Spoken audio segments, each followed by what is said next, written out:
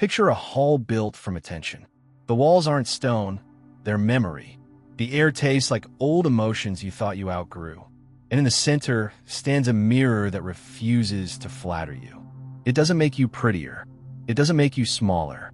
It gives back what you bring, clean, exact, and quietly undeniable. This is Thoth's mirror, the surface where inner verdicts become outer patterns. In the old images, Thoth is the ibis-headed scribe, calm and remote, writing destinies on an endless scroll. But myth is a doorway, not a photograph. Step through it, and Thoth becomes something intimate. The principle of measurement itself, the intelligence that records what your mind repeats until you finally recognize your own handwriting.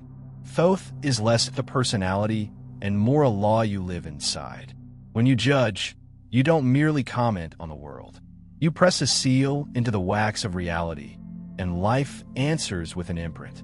Judgment feels useful because it feels like control. You name a flaw in someone else, and for a moment, you stand above it. You point at greed and feel clean. You call someone shallow and feel deep. In that instant, the nervous system gets a small hit of certainty, like a hand closing around a railing in the dark. Labels feel like safety. I know what this is.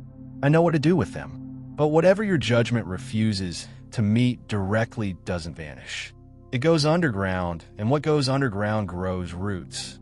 Thoth's mirror doesn't mainly reflect your words. It reflects your focus.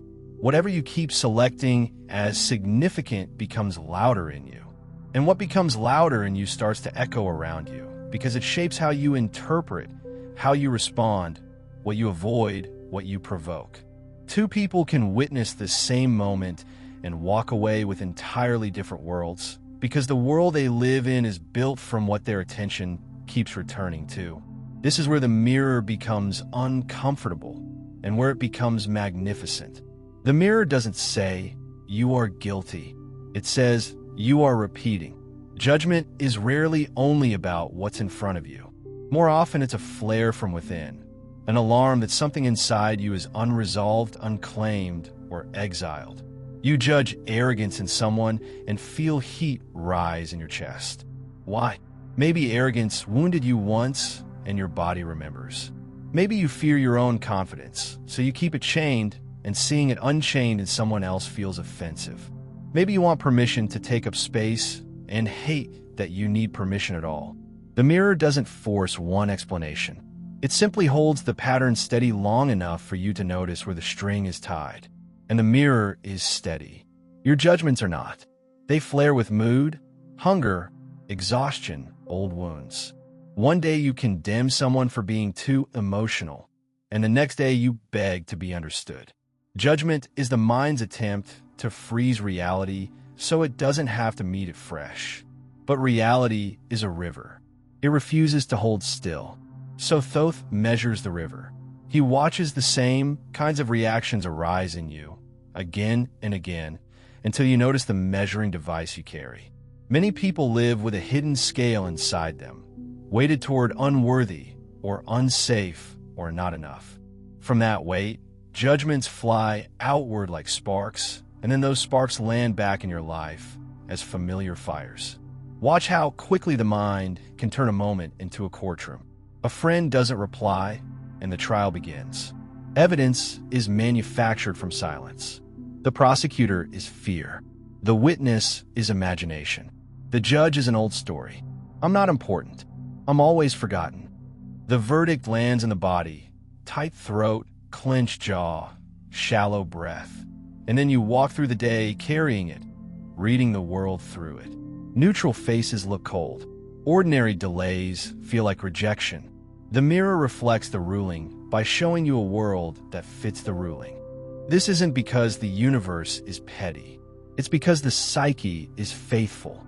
The psyche would rather be consistent than free, because consistency once felt like survival. Predicting pain can feel like control. But prediction is only a loop wearing the mask of wisdom. Thoth's mirror exposes the mask by repeating the lesson until you're willing to look beneath your certainty. And there's a strange mercy in that repetition. Life repeats what you judge because it is trying to return the lesson to the only place it can be learned, your awareness. If you condemn dishonesty, you may keep encountering it until you ask, with real courage, where do I abandon truth in myself? If you condemn weakness, you may keep meeting vulnerability until you notice the part of you that was never allowed to be held. The mirror is not demanding perfection. It is demanding honesty. What makes this mirror feel like it doesn't forgive is that it doesn't negotiate with your self-image. You can tell yourself you're patient, but the moment someone moves slowly in front of you, your body answers honestly.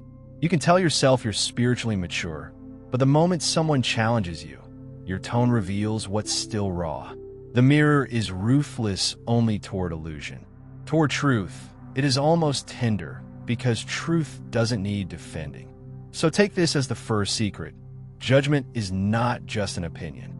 It is a spell. It trains your perception to search for confirmation. It narrows your vision until you see the same pattern everywhere. And because perception guides behavior, and behavior shapes outcomes, the spell starts to look like fate. But you're not trapped in fate. You are trapped in repetition.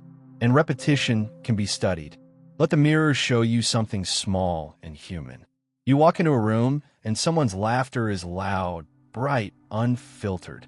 A quick judgment rises, attention-seeking. Notice the instant cost. Your breath tightens. Your shoulders lift. Warmth drains from a moment.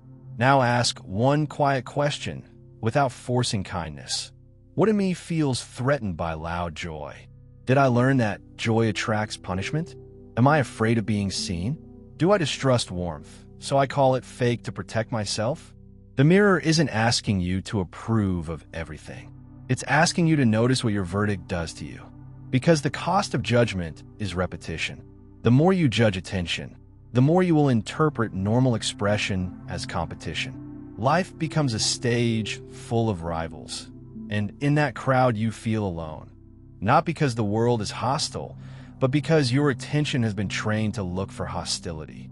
Thoth's mirror doesn't demand passivity. It demands precision. There is a difference between discernment and judgment. Discernment says, this is not for me. Judgment says, this should not exist. Discernment makes boundaries. Judgment makes enemies. And the mirror reflects enemies with enemies, until you finally tire of fighting your own echo. Stand in the hall again. Feel the mirror's stillness.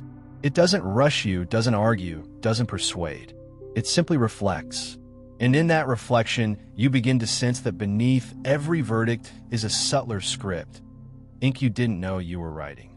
Thoth lifts his stylus, not to write your fate, but to show you that you have been writing it all along.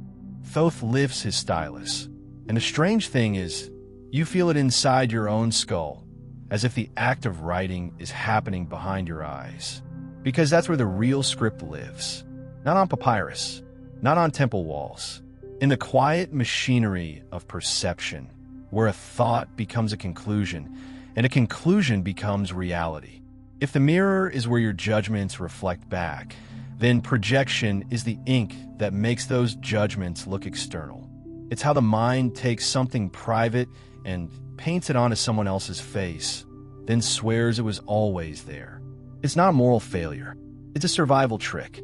A way the psyche keeps its hands clean while still expressing what it refuses to own. You can feel projection in your body before you can explain it. It arrives as a sudden tightening, an instant dislike, a certainty that feels too fast to be wise. Someone walks into your space, and you immediately know what they are. You decide they're manipulative, or weak, or fake, or dangerous. And what's eerie is how little information you needed to reach that verdict. A glance, a tone, a gesture. It's as if your mind was waiting, not to learn them, but to recognize a pattern it already carried. That's the first clue. Projection is old. It doesn't start with the person in front of you. It starts with the parts of yourself you were taught to hide, punish, or deny. There's a version of you that was once told, directly or indirectly, don't be like that. Don't be too loud. Don't be needy. Don't be angry. Don't be proud. Don't be soft. Don't be ambitious. Don't be afraid. Whatever got rejected, you adapted. You learned to bury it. But buried doesn't mean gone. Buried means it moves in the dark. And what moves in the dark doesn't speak in clear sentences. It speaks in reactions. So when you see someone embody the very thing you disowned, your system flares. Not because they're evil, but because they're holding a torch near a sealed door inside you. That door has a sign that reads, "Do not open." Pain inside. You don't remember putting the sign there. You only feel the alarm when someone walks too close. This is why projection is so convincing. It has emotional power behind it, and the mind trusts emotion like a witness. If you feel strongly, you assume you must be right. But strong feeling is not always truth. Sometimes it's a map leading back to your own hidden room. Thoth, the measurer, would ask for evidence. Not the evidence your imagination supplies, but the evidence your nervous system provides. What exactly happens in you when you judge? Does your throat close? Does your face harden? Does your belly drop? Do you feel the urge to punish, to withdraw, to correct, to dominate, to mock? Projection isn't only a thought. It's a posture, a stance the body takes toward life. And once you see the posture, you begin to notice something even stranger. Projection often uses the language of certainty to hide uncertainty. They're so selfish. He's obviously a liar. She's just trying to get attention. Those statements feel clean, sharp, final. But what they often conceal is a softer, more vulnerable truth you don't want to say out loud. I feel insignificant. I don't feel safe. I'm scared I'll be used. I'm afraid I don't matter. Projection turns the soft truth into a hard accusation because hard accusations feel less risky. Soft truths ask for intimacy. Hard accusations ask for distance. If you can make the other person the problem, you don't have to touch the bruise in your own chest. You can watch this happen in real time. Someone interrupts you. Instantly, they don't respect me. Maybe. Or maybe your system has a history with being unheard, and interruption is a trigger that wakes the entire archive. Suddenly, the present moment is carrying the weight of the past. You're not just responding to a sentence. You're responding to every time your voice disappeared in a room. That's not weakness. That's how the mind stores experience. It compresses lessons into quick responses, like a deity carving symbols into stone so you don't have to relearn them every day. The problem is, the mind doesn't always update the carvings. It keeps using the same symbols, even when the temple has changed. Thoth's mirror shows you the carvings. Projection explains why you mistake them for the world. And it doesn't only work with negative traits. Sometimes you project your own hidden beauty outward too. You meet someone and immediately decide they're extraordinary, wise, magical. You cling to them as if they contain the missing piece of your life. You build a shrine around them in your imagination. That, too, can be projection, your own unlived potential placed safely outside you, so you can worship it without risking the disappointment of embodying it. The psyche is clever. If a quality feels dangerous to own, it will either condemn it in others or idealize in others. Either way, it stays over there, away from your responsibility. And that is the real spell. Not that you see things that aren't there, but that you lose contact with what is in you. In esoteric language, this is the shadow moving. In psychological language, it's projection and transference. In mythic language, it's the scribe's ink spilling from the inner scroll onto the outer world. Different tongues, same phenomenon. You read your own concealed story as if it were someone else's character. So how do you begin to decipher the hidden ink without turning your life into a constant self-interrogation? The key is to keep it simple, embodied, and honest, like a scribe weighing a feather. When a judgment rises, don't argue with it yet. Don't force yourself to be better. Just notice the speed. Notice how fast the verdict arrived. That speed is often the signature of the past. Then notice the emotional charge. A neutral observation doesn't burn. A projection often burns. It can be anger, disgust, contempt, or a strange, anxious fascination. The charge is the ink glowing under the lamp. And then, gently, you ask one question that opens a door instead of building a case. What is this protecting me from feeling? If you judge someone as needy, maybe it's protecting you from your own longing. If you judge someone as cold, maybe it's protecting you from the grief of not being held. If you judge someone as controlling, maybe it's protecting you from your own fear of chaos or from the memory of being controlled. If you judge someone as lazy, maybe it's protecting you from your own exhaustion you never permitted yourself to admit. This is the moment Thoth steps closer, not as a moral judge, but as an investigator. Because once you ask what the judgment protects, the accusation softens into information. The mirror stops being an enemy and becomes an instrument. And something else happens. Quietly, you regain choice. When you believe your projection is objective reality, you behave as if it's fact. You punish, you withdraw, you attack, you perform, you people please, you shut down, whatever your pattern is. But when you recognize projection as ink from your own inner script, you can pause. You can decide. You can respond instead of react. This doesn't mean you ignore real harm. It doesn't mean everything is just your mirror. Some people are dishonest. Some situations are unsafe. Discernment remains sacred. But projection muddies discernment by turning every similar shape into the same threat. It treats resemblance as identity. It says, this looks like the old wound, so it must be the old wound. Thoth teaches you to measure more precisely. The precision is not cold. It's freeing. Because as you learn to spot projection, you also start to see how often you've been fighting ghosts. Not imaginary ghosts, real emotional ghosts. Old presences, old verdicts, old vows made in childhood like, I will never be like them, or I will never need anyone, or I will never be weak. Projection is often the enforcement arm of an old vow. It polices the world, so you don't have to revisit the oath you made in pain. And the mirror, relentless and luminous, keeps offering you the same opportunity. Not to blame yourself, but to reclaim yourself.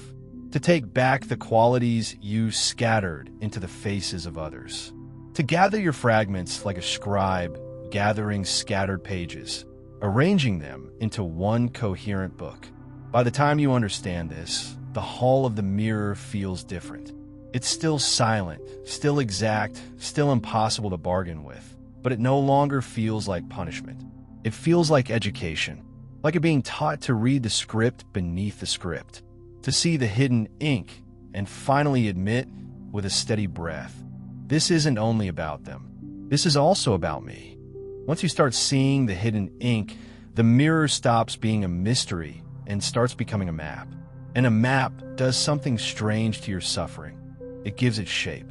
It turns what felt like random bad luck into something more like a pattern you can track, almost like footprints in sand that keep circling back to the same place. This is where Thoth's mirror becomes truly unsettling and strangely beautiful. Because you begin to notice that life doesn't only reflect what you judge. It repeats what you judge, again and again, in different faces, different cities, different relationships, different jobs, different seasons of your life. And the repetition can feel cruel until you realize what repetition actually is: instruction. Think of how people talk when they're exhausted by the same story. Why does this always happen to me? They say like a curse. Like the universe has a personal vendetta, but always is rarely fate. Always is usually a lesson returning in a new disguise, asking if you're ready to see it. Because the mind can change its opinions quickly, but the soul changes its pattern slowly. And the pattern is what Thoth measures. It starts with a simple truth. What you refuse to integrate, you will encounter externally. Not as a magical punishment, but as a psychological law. If a part of you is unclaimed, anger, boundaries, desire, ambition, tenderness, power, then you'll keep meeting in other people and in circumstances until your system learns how to hold it without collapse. You condemn controlling people, and somehow you keep ending up under controlling managers or partners. You despise needy people, and somehow your closest relationships keep pulling you into caretaking roles. You hate dishonest people, and somehow you keep finding yourself in environments where truth is slippery. Your mind says, "What are the odds?" Thoth's mirror says, "Hi," if the lesson is still unfinished. But let's be careful, because this is where people often misunderstand the teaching. The loop is not saying you deserve bad things. It's not blaming victims. It's not denying real injustice or randomness in life. It's pointing to something more subtle. Your internal stance towards certain energies shapes the situations you tolerate, the signals you send, the choices you make without realizing you're choosing. The loop is not moral. It's mechanical. And in that mechanism, judgment acts like glue. When you judge something, you create a strong emotional charge around it. You don't just notice it, you load it with meaning. And what the psyche loads with meaning, it keeps scanning for. Your attention becomes a searchlight. Your body becomes a radar. Your nervous system becomes an algorithm. Even if you consciously want something different, your unconscious pattern will pull you toward what it recognizes, because recognition feels like safety. This is one of the most tragic truths about humans. We often mistake familiar pain for love, familiar chaos for excitement, familiar distance for normal. We don't choose what is good for us as often as we choose what we can predict. So the loop continues, and the loop has a strange intelligence. It doesn't repeat the exact same situation. It repeats the essence. It changes the costume. It switches the actors. It rearranges the stage. But the core feeling is the same emotional flavor, the same ache, the same frustration that makes you say, "Here we go again." That phrase, "here we go again," is a ritual line in the temple of repetition. It's the moment the scribe looks up from the scroll and asks if you're finally ready to read the line you keep writing. Let's step into a specific kind of loop. Imagine someone who judges weakness. They can't stand it in others. They mock sensitivity. They're impatient with hesitation. They idolize toughness. They're proud of not needing anyone. At first, this looks like strength. They feel disciplined, controlled, superior even. But life begins to mirror it. They keep meeting people who are fragile, emotional, dependent. Or they keep encountering situations that force them to face vulnerability, illness, loss, uncertainty, failure. And it feels like life is attacking them. But the mirror is simply returning the denied part, their own need for softness. The loop continues until they realize that their contempt for weakness is a cage they built around their own heart. They're not just judging others. They're judging the part of themselves that wants to rest, cry, ask for help, be held. They're repeating the lesson of tenderness because tenderness is the missing ingredient in their world. Or consider the person who judges selfishness. They hate it. They despise people who take too much. Yet somehow, they keep finding themselves drained, used, surrounded by takers. And they say, "Why am I always attracting selfish people?" The mirror might be showing them something they don't want to admit. They have difficulty saying no. They have a fear of disappointing people. They learn that love is earned through giving. Their judgment of selfishness is a way to avoid confronting their own hidden need, to receive, to ask, to take up space, to prioritize themselves without guilt. So life sends them this selfish teacher again and again, until they learn boundaries, until they learn self-respect, until they learn that generosity without limits becomes self-abandonment. The loop is the curriculum. This is the grandeur of Thoth's lens. In ancient imagery, he weighs hearts, not to condemn, to measure balance. A heart overloaded with denial becomes heavy. A heart that integrates its own contradictions becomes light. And life, in its own relentless way, keeps offering experiences that move you toward balance. But why does the loop feel so personal? Why does it feel like it's happening to me? Because the psyche is personal. It organizes reality around your unfinished stories. It doesn't do this to torture you. It does it because the deepest parts of you want to become whole. If your life keeps repeating betrayal, it may not be because everyone is treacherous. It may be because you haven't learned to trust your own instincts, to see early signals, to choose aligned people, to honor your boundaries. If your life keeps repeating abandonment, it may not be because everyone leaves.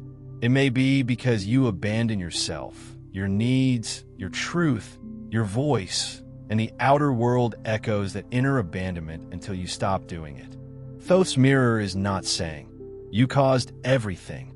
It's saying, "Your inner stance matters more than you think." And there's a moment in every loop, an exact moment when a lesson is offered. It's usually small, quiet, not cinematic. It's the moment you could respond differently, but your pattern wants to repeat itself. Someone disrespects you, and you feel the familiar urge to swallow it and smile. The lesson is, speak. Someone pulls away, and you feel the familiar urge to chase. The lesson is, stay rooted. Someone invites you to shine, and you feel the familiar urge to shrink. The lesson is, take the space.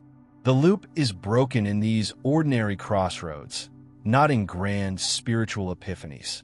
But the mind loves grand solutions because grand solutions let you avoid small discomforts. The loop doesn't care about your philosophies. It cares about your reflexes. It cares about what you do when your heart rate rises. And this is where judgment becomes the engine of repetition. Because judgment keeps you emotionally fused to what you condemn. It's like throwing a rope around a monster and pulling it closer while screaming that you want it to go away. Your attention and charge bind you to it. The loop continues until you drop the rope. Dropping the rope doesn't mean approving of harm. It means removing the obsessive charge. It means shifting from this shouldn't exist to this exists. Now what is my wise response? That shift sounds small, but it changes everything. It turns you from a victim of patterns into a student of patterns. And as you become a student, you start noticing the loop's artistry. The same lesson arrives at different volumes. If you ignore the whisper, it becomes a conversation. If you ignore the conversation, it becomes a crisis. Not because life is punishing you, but because subtle lessons require subtle attention. If you can't hear the gentle signal, the signal grows louder. For example, you keep tolerating small disrespect. You tell yourself it's fine. You judge disrespectful people, but you don't set boundaries. Life repeats it. A friend crosses a line, a coworker takes credit, a partner dismisses you.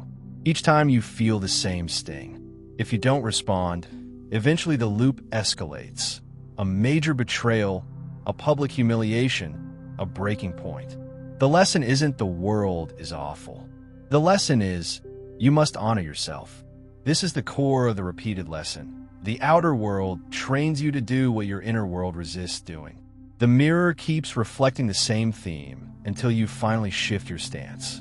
And when you do, when you respond differently, something uncanny happens. The actors change. The stage changes. The same old situation stops finding you. You don't have to manifest it through force.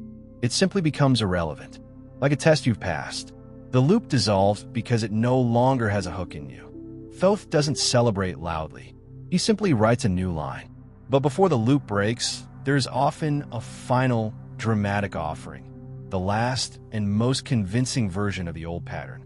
The psyche calls it temptation. Myth calls it the final trial. It's the moment life asks, "Are you sure you've learned this? Or were you just thinking about learning it?" The controlling person returns, but this time they are charming. The emotionally unavailable lover returns, but this time they are affectionate until they're not. The workplace that drains you offers you more money. The old loop dresses itself in gold to see if you'll bow again.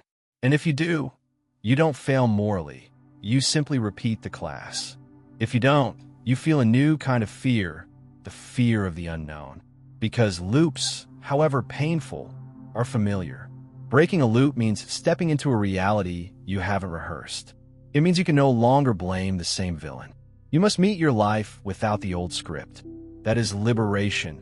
And it can feel like standing at the edge of a cliff, looking into open air. This is why the loop is not only psychological. It is spiritual. It is initiation. The repeated lesson is the soul's way of forging maturity. Not the maturity of being good, but the maturity of being whole. The maturity of holding your own anger without destroying, holding your own love without begging, holding your own power without shame, holding your own vulnerability without contempt. And if you listen closely, the mirror begins to sound like a voice. Not a voice that commands, but a voice that asks, what do you keep judging and therefore keep repeating? What do you keep condemning and therefore keep encountering? What is the teacher you keep calling an enemy? In that question, something opens. The loop is no longer a prison. It's a door. The door opens, but not with fireworks. It opens the way old locks open, quietly, with a soft click you almost miss, and then suddenly you realize you can breathe in a way you haven't breathed for years. Because once you understand the loop, you stop asking life to stop repeating, and you start asking yourself a different question. How do I look at this without feeding it? How do I see clearly without turning my eyes into weapons? How do I stay awake without becoming harsh? That is the alchemy, not positive thinking, not spiritual bypass, not pretending everything is love and light. Real alchemy is the transformation of sight itself, the ability to look at something and not add poison to it, to let reality be what it is, while you decide what you will do with it. That is what I mean by neutral sight. Neutral sight is not numbness. It's not passivity. It's not nothing matters. Neutral sight is a precise, steady gaze that doesn't collapse into fear or inflate into superiority. It's the gaze of Thoth measuring a feather, calm enough to tell the truth, clean enough not to distort it. Most people think their judgments come from clarity, but many judgments come from emotional overwhelm. They're a way to discharge tension quickly. You label someone as toxic, and your body feels relief because now you don't have to sit in ambiguity. You label someone as a narcissist, and you feel safer because now the world is organized into simple categories. Judgment is a fast solution to a slow problem. Neutral sight refuses the fast solution. It doesn't rush to name everything. It waits long enough for the situation to show its actual shape. And waiting is hard because waiting means feeling. So the first ingredient in neutral sight is the capacity to stay with sensation without immediately converting it into a story. The moment you feel discomfort, your mind wants to explain it. They're disrespecting me. They're trying to manipulate me. They're judging me. Sometimes those stories are true. Sometimes they are projections. Neutral sight doesn't deny the possibility. It suspends a verdict. This suspension is not weakness. It's strength with discipline. In practical terms, it feels like a pause, half a second, sometimes only a breath, where you notice your inner reaction and you refuse to crown a king. You don't suppress it. You don't obey it. You just register it. Heat in the chest, tightness in the jaw, a rush of thoughts, a familiar urge. You watch the body rise, and you don't immediately swing the sword. That pause is the beginning of freedom, because the loop is powered by immediacy. The pattern wants speed. It wants you to react on cue, like a spell word spoken at the right time. Neutral sight breaks the spell by slowing the moment down. Thoth is a god of writing. Writing is slow. Writing is deliberate. It is thought made visible. And if you treat your perception like writing, careful, measured, conscious, you stop smearing ink everywhere. The second ingredient is the difference between discerning behavior and condemning essence. Judgment doesn't only say, that action was harmful. It often says, that person is harmful. It freezes a human being into a single trait. It turns a moment into a prophecy. It turns an event into an identity. And once you freeze someone like that, you stop seeing them. You see your verdict. Neutral sight keeps the lens narrow enough to remain accurate. It says, that behavior crosses my boundary. It says, that pattern is not safe for me. It doesn't need to build a myth about the person's entire soul. It doesn't need to humiliate. It doesn't need to win. This matters because your inner tone shapes your outer world. If you approach life with condemnation, your nervous system stays in war mode. Even when you set boundaries, you set them with bitterness. Even when you leave with hatred. And hatred is a chain. You can walk away from the person and still carry the person in your bloodstream. Neutral sight sets boundaries without chains.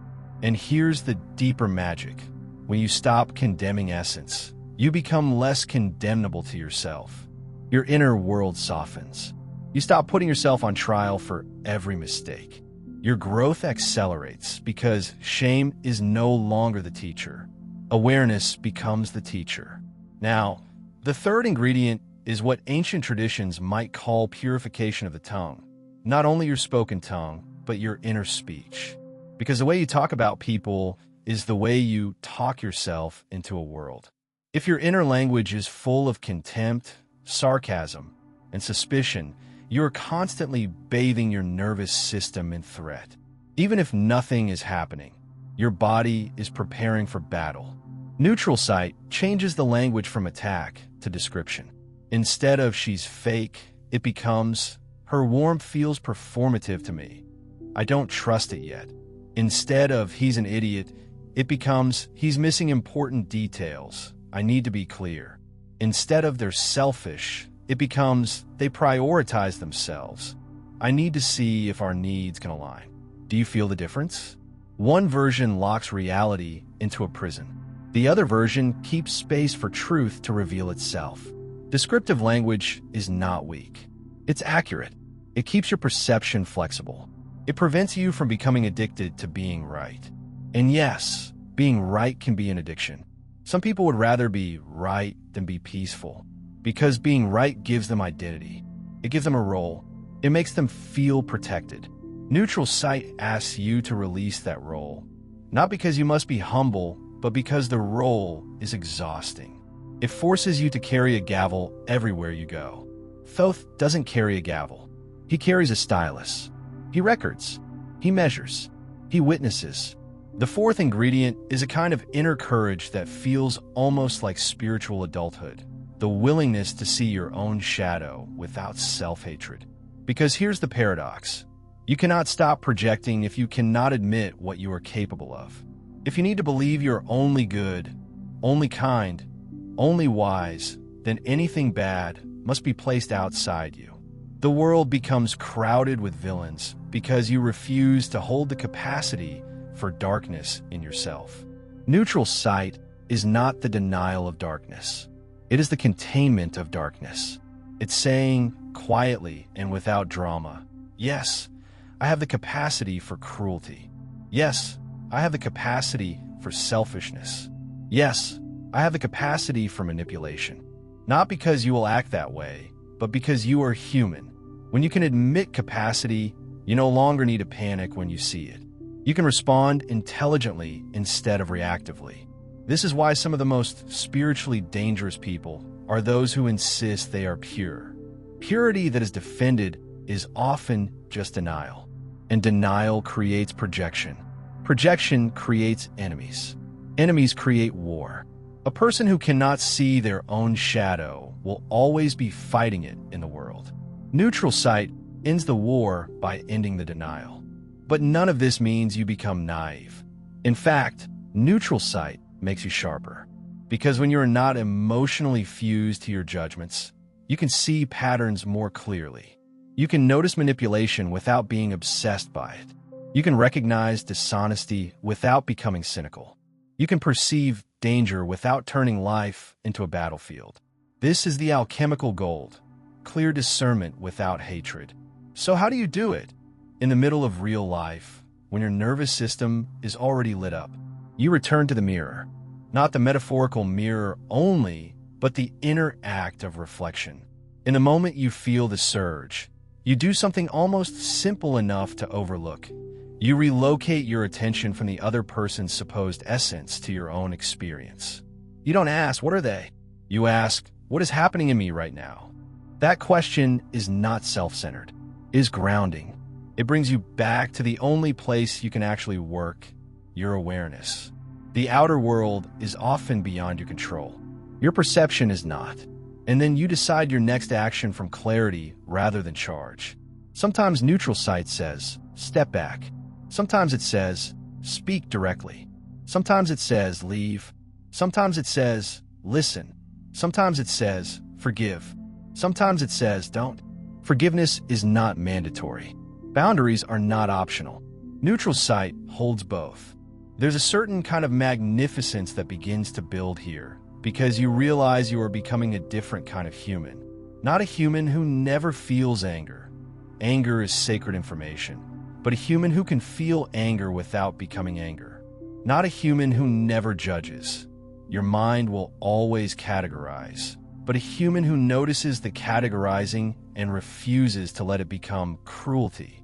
And in that state, something changes in the mirror's reflection. The world begins to feel less like a courtroom and more like a classroom. People are no longer mainly threats or disappointments. They become mirrors and messengers. Not in a paranoid way, in a sober way. You can learn without worshiping. You can learn without despising. You begin to meet the same type of person who used to trigger you, and the loop doesn't hook you the same way. The old emotional charge isn't there. Or if it is, it doesn't control you. You don't need to punish them in your mind to feel safe. You simply see, this is their pattern, this is my boundary, this is my choice. That is freedom in its most practical form. And Thoth, in the Hall of Attention, writes another line, not of fate, but of transformation. Not a dramatic prophecy, but a quiet measurement. The heart is lighter. The feather doesn't tremble. The mirror, for the first time, feels less like an enemy and more like an ally. Because you're learning to look without staining what you see. The mirror starts to feel less like a test and more like a tool. The Hall of Attention is the same hall, but you've changed the way you stand inside it. And once you stand differently, you notice what Thoth has been offering all along. Not comfort, not flattery, but authorship. Most people live as if reality is writing them. The day arrives, things happen, and the mind reacts like a startled animal, then calls that reaction truth. But Thoth holds a different posture, the posture of scribe. The scribe doesn't deny storms or pretend the river stops. The scribe knows the meaning of the storm isn't final until you decide what you will write about it inside your own mind. This is the deeper shift. It's not only noticing judgments, and it's not only pausing before you react. It's realizing your inner verdicts are drafts, not laws. Your mind has been issuing sentences like a judge, final, heavy, unquestioned. People can't be trusted. If I relax, everything falls apart. If I show my need, I'll be punished. These are rarely pure logic. They are often vows made in pain, written quickly, then carried for years as if carved in a stone. Thoth's mirror brings you to the page where those vows were written. And the secret is simple and almost shocking. You are allowed to revise. Revision is not denial of what happened. It's refusing to let what happened keep writing your future. It's the difference between a scar and an open wound. A scar is evidence you healed. An open wound is evidence you're still living inside the moment of injury. So imagine Thoth beside you, not towering, not condemning, just present like calm intelligence. He doesn't tell you what to write. He asks you to read what you've been writing unconsciously. And what you notice first is how harsh the inner language can be. Many people carry an internal voice that speaks like a jailer. It calls you weak for feeling, foolish for hoping, late, behind, too much, never enough. Then it turns outward and finds the same faults everywhere because the world you live in is shaped by the voice you carry. Becoming the scribe begins by changing that voice, not into sugary positivity, but into truthful language that doesn't weaponize itself. You feel this change in an ordinary moment. Someone disappoints you. The old reflex reaches for a label, the relief of certainty. Neutral sight gives you a pause, but authorship asks, what sentence am I about to write into my reality if I believe this thought? If you write, they don't care about me, your body braces. Your tone hardens. Your attention starts collecting evidence. Even if the moment was ambiguous, your behavior sculpts a colder outcome, and the mirror seems to prove your sentence. Not because it was destiny, but because it was active. If instead you write, I feel uncared for right now, and I need clarity, your body stays softer. Your next step becomes direct rather than defensive. That one shift from verdict to request changes the entire atmosphere. It's not naivete, it's precision. Because the mirror doesn't only reflect what you judge, it reflects what you expect. Expectation is quiet writing. When you expect betrayal, you interrogate people with your eyes. When you expect rejection, you pre-abandon yourself. When you expect conflict, you speak like a soldier. Some expectations are wise. Many are inherited. The scribe's work is to separate wisdom from inheritance. Thoth's other symbol is the scale, so you begin weighing your inner sentences like coins. Is this thought true right now with evidence? Or is it a memory pretending to be a prophecy? At first, letting go of suspicion can feel dangerous. If you grew up needing to anticipate harm, suspicion may feel like intelligence. But you've learned the cost of that armor. It's heavy, and it turns every room into a battlefield. The scribe doesn't drop armor recklessly. The scribe replaces armor with skill. There's a sentence hidden in this teaching that rewrites the contract between your nervous system and the world. I can protect myself without hating anyone. That sentence doesn't make you passive. It makes you clean. It tells your body it can be awake without being venomous. It tells your heart boundaries are not cruelty. It tells your mind discernment doesn't require contempt. And when you write that sentence deeply enough, you notice what was really fueling many loops: self-betrayal. The deepest betrayal most people repeat isn't being betrayed by others. It's betraying themselves, saying yes when they mean no, smiling when they feel hurt, shrinking when they feel called, swallowing truth to keep peace, then judging the world for being false, while their own throat is full of unsaid words. Thoth's mirror keeps returning you to one question: where do you deny your own reality? Not to shame you, to free you. Because the moment you stop denying your reality, the outer world begins to rearrange. People who relied on your silence become confused. Situations built on your self-abandonment start to crack. New relationships, steadier, clearer, start to find you. Not because you forced them, but because your inner script has changed. You are no longer writing, "I will accept whatever I can get." You are writing, "I will participate in what honors me." That sentence has consequences. It may cost you familiarity. It may demand uncomfortable conversations. It may bring loneliness for a season. But it also opens a life that no longer requires the same pain to feel real. And here is the final mystery that makes the mirror feel grand. It doesn't only show your wounds. It shows your power. When you stop using judgment as identity, you get your energy back. The attention that used to be spent condemning and defending becomes available for creating, listening, learning, intimacy. You feel the world again without turning every sensation into a verdict. In that openness, inspiration returns, not as a slogan, but as a natural consequence of being less armored. That is why Thoth is a scribe. The scribe is not merely a recorder of what is. The scribe is a maker of meaning. Meaning is composed with attention, choices, integrity. So you practice writing differently in small moments, because that's where your life is made. When judgment rises, you shift to description. When the old loop tempts you, you choose the new action. When the old story surges, you ask for evidence. When you're hurt, you speak cleanly instead of poisoning the room. When you're afraid, you admit it without turning it into an accusation. This isn't sainthood. It's craftsmanship. And slowly, the mirror changes its message. Not because the mirror has changed, but because you've changed what you bring to it. The world still contains cruelty and confusion, but you're no longer magnetized by them. You can meet them without marrying them. You can witness without becoming. You can respond without repeating. In the hall of attention, Thoth makes one last measurement, not to decide your worth, but to reveal what is true. Your heart is lighter because it is more honest.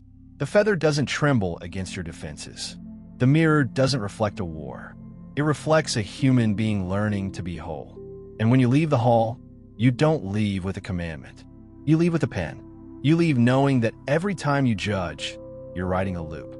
And every time you see clearly, you're writing a way out. Now, let the ending be gentle. Imagine a mirror again, but it isn't cold glass. It's a quiet pool at night, reflecting stars without effort. You kneel beside it, not to scrutinize your face, but to notice the ripples your thoughts create. A harsh verdict drops like a stone, and the water trembles for a long time. A clear description falls like a leaf, and the ripples soften quickly. You begin to understand, in your bones, that you are always shaping the surface you look into.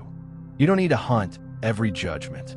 You only need to notice the ones that steal your peace, the ones that burn, the ones that repeat. When you meet one, treat it like a line in an old manuscript. Read it. Thank it for trying to protect you. Then choose whether it still belongs in your story. And if you find yourself back in an old loop tomorrow, don't turn that into another trial. The scribe does not tear the page out in rage. The scribe edits, patiently, again and again, one sentence at a time, one breath at a time. Even a small edit is still an edit, and small edits are how whole lives change. Because the mirror has never been your enemy. It has only been honest, and honesty, handled with care, becomes liberation. So walk back into your life with slower eyes, a cleaner tongue, and the calm courage to say, I will not repeat what I condemn. I will understand it. I will respond, and I will write something new. Let Thoth's stylus be a symbol in your pocket, not a weapon, not a judge's gavel, just a reminder that you can choose your next sentence. In the silence after this video, take one breath and begin right now gently.